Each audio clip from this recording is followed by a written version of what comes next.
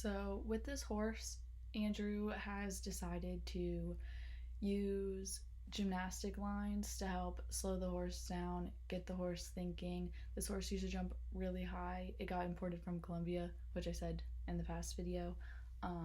So he hasn't really had a lot of just like basic training. So we're just using this to get him to back up, listen, and then he added the jump where when we go around the turn, it's kind of like we just rolled back to the single. Um, to benefit me and the horse because the horse kind of just gets quicker and quicker. And during the rollback, I had to make sure that the horse slowed back down, got balanced, went through the turn, made sure that we had the change, and then didn't rush to the next jump because he just gets rushy and then I get rushy and my body moves forward. So it's kind of just a good exercise for me and the horse, um, which I think benefited me a lot because I kind of get ahead of the horse mentally because I'm like, we're already at the jump, like I need to be in 2 point going, and I kind of just had to sit back, look at the jump, and just be like 1 2 1 2 in my head and not think about the actual distance and just kind of let the horse get to the jump. And Andrew didn't really care like what the distance actually looked like. He just didn't want it to be long. Like he just, if it was short, that's fine because the horse is learning to back up and not rush to the jump.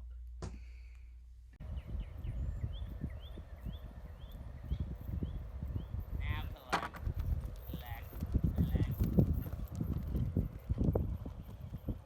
That's it. Don't worry about the change. It'll happen. There you go.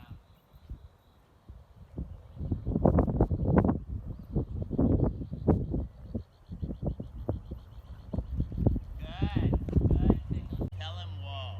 Whoa. You got it. Stay relaxed. You got it. You got it.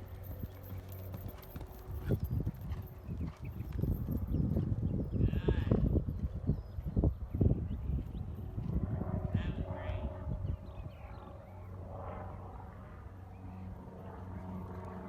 That's it. Okay, so this is a very long, kind of painful slow mo of me jumping this line for the last time in this lesson. Um, he's a great jumper, as you can see. As you can see, my reins are too long, but I got the job done. He ended up being a really good boy, and we landed on the left lead, which is the correct lead this time, and we had a really nice, pleasant distance to this last single fence. Um, yeah. What else was I gonna say? Oh, um, my hands weren't great.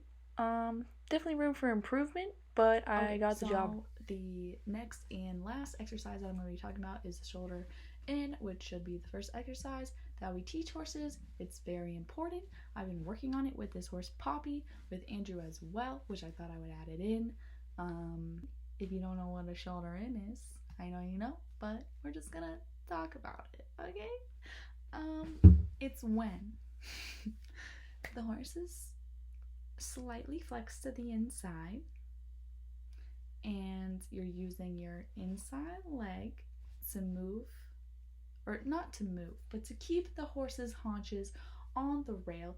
You're bringing the horse's forehand slightly off of the rail so they are tracking with 3 legs, and it's beneficial for basically the entire horse.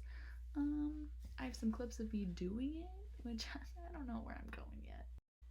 Okay, so the next exercise slash concept that I will be talking about is the shoulder in. As you can see, there's a wonderful picture of what a shoulder in should look like from above. Now, what is a shoulder in? A shoulder in is a lateral movement in dressage, or other disciplines can use it too. It's not just for dressage, but typically dressage riders do this exercise. It's used to supple and balance the horse and encourage use of its hindquarters. It's performed on three tracks that you can see in the photo, where the horse is bent around the horse's around the rider's inside leg so that the horse's inside leg and outside foreleg travel on the same line, which you can also see in the photo. Next, I will be talking about how to accomplish the shoulder in. So I found a article under Dressage Today which gives a pretty in detail tutorial about the shoulder in. It is by the article is called 5 Steps to a Shoulder In with Michelle Gibson, who is an Olympic bronze medalist in dressage, obviously. The article is by Michelle Gibson.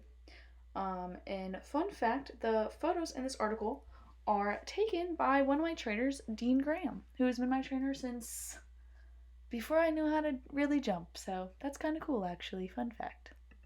The first prerequisite, that is the first step, is for your horse to stop and go. The next is for your horse to know a half halt.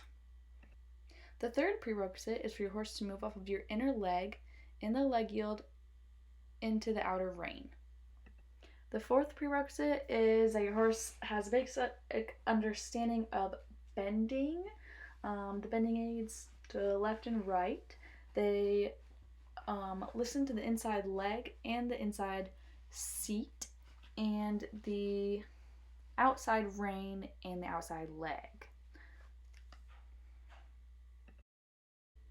And then last but not least, for prerequisite 5, your horse needs to understand how to listen to diagonal connection from the outside rein.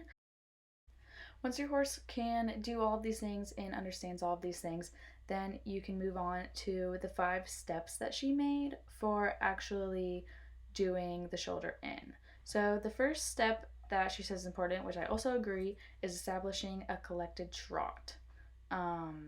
Step 2 is going to be, so in step 2 you're already going to be in a collected trot, so you're going to want to be going around for the first time that you do this, and just in general when you're doing it, when you are going around the short side of the arena, you're going to half halt your horse and ask them to compress their stride a little bit, which is going to help them listen and be overall more balanced. So with step 3, you're going to have a collected trot, you're going to be half halting, and then on top of that, step 3, you're going to go into the corner of the short side, going on to the long side. You're going to use the corner to create a bend when you're going around the corner, and then you're going to keep that bend going on to the long side. So now you are going to be at step 4. You're going to be coming around the corner, you've half halted. Now you're going to make a transition to the walk.